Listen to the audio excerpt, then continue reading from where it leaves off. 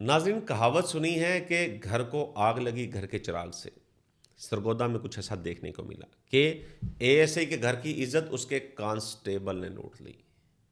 अगर मुहाफ़िज़ ही मुजरम बनना शुरू हो जाए तो लोग फरियाद लेकर किसके पास जाएं।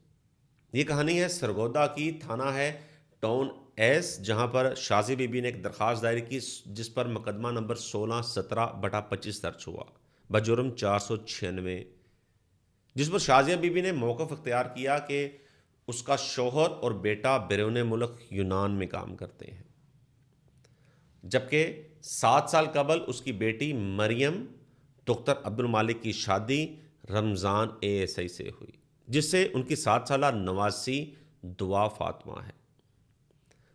रमज़ान चूँकि मुल्तान में अब तैनात है और ड्यूटी के फ़राइज़ सर अंजाम दे रहा है, इसी दरमियान उसकी बेटी और नवासी उसके पास थाना टाउन एस की हदूद में रहते हैं।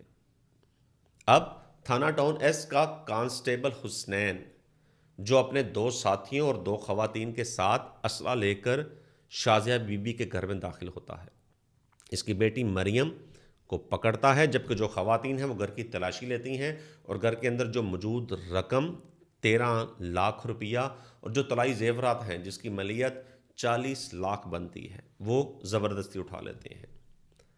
शाजिया बीबी ने जब शोर मचाना चाहा तो हुसनैन कांस्टेबल ने असला तान लिया और कहा कि अगर शोर मचाया तो तुम्हें जान से मार देंगे, और उसकी बेटी मरियम को उसकी आंखों के सामने एक आल्टो सफ़ेद गाड़ी में अगवा करके ले गए, जिस पर थाना टाउन एस ने शाजिया बीबी की दरख्वास्त पर मुकदमा दर्ज कर लिया।